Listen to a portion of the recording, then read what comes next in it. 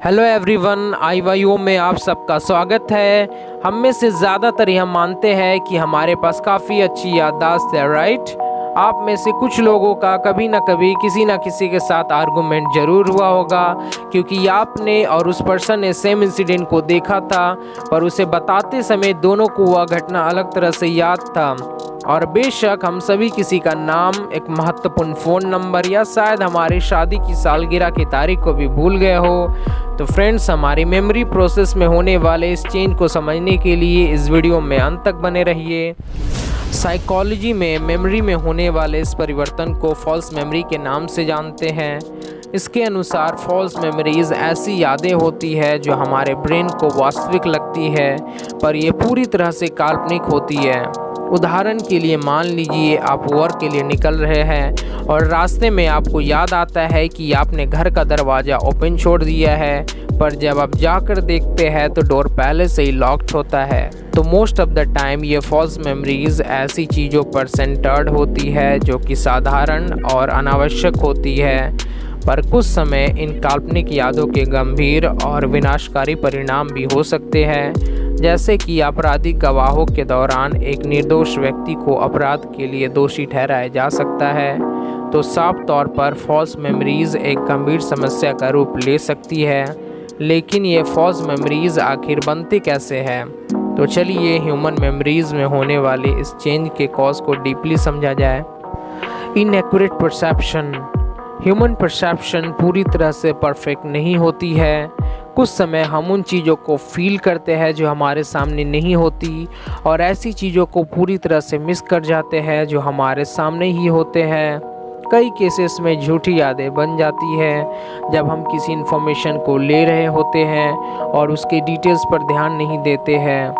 उदाहरण के लिए एक पर्सन जो कि एक एक्सीडेंट का गवाह है, पर इसके डिटेल्स पर ध्यान न देने के कारण कि एक्सीडेंट हुआ कैसे, उसके माइंड में एक गैप बन जाता है जिसे वह ऐसी यादों से भरने की कोशिश करता है जो वास्तव में वहाँ हुआ ही नहीं होता। इन्फरेंस। समटाइम्स ये ओल्ड मेमोरीज होते हैं जो हमारे न्यू मेमोरीज को रेजिस्ट करते हैं और इसे बदल देते हैं, और अन्य उदाहरणों में न्यू इन्फॉर्मेशन पहले से स्टोर्ड ओल्ड इन्फॉर्मेशन को याद रखना मुश्किल बना सकती है। हमारा माइंड अपने करेंट नॉलेज और अपने बिलीव्स के आधार पर मेमोरीज में हुए गैप को भरने की कोशिश करता है। इमोशंस। यदि आपने कभी किसी नेगेटिव इमोशन से जुड़े किसी घटना के डिटेल्स को याद करने की कोशिश की है, तो शायद आपको अनुभव होगा कि इमोशंस आपके मेमोरीज पर कहर बरसा सकते हैं। 2008 की स्टडी के अनुसार यह पाया गया कि नेगेटिव इमोशंस विशेष रूप से फॉल्स मेमोरीज के बनने का कारण होती है। Miss information. समटाइम्स हमारे ब्रेन में सही इन्फॉर्मेशन और गलत इन्फॉर्मेशन मिक्स हो जाते हैं जो हमारे साथ हुए इवेंट्स के मेमोरीज को तोड़ मरोड़ देते हैं। एलिजाबेथ लोफ्टस, जो कि एक रिनॉन्ड साइकोलॉजिस्ट है, उन्होंने 1974 में कुछ पार्टिसिपेंट्स पर एक स्टडी किया जिसमें पार्टिसिपेंट्स को एक कार एक्सीडेंट का वीडियो दिखाया गया।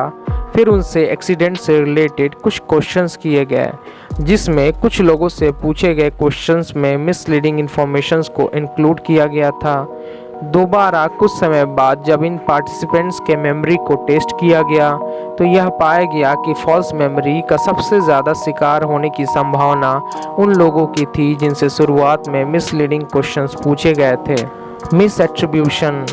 क्या कभी आपने किसी स्टोरी को बोलते समय उसके डिटेल्स को किसी दूसरे स्टोरी के साथ मिक्स किया है?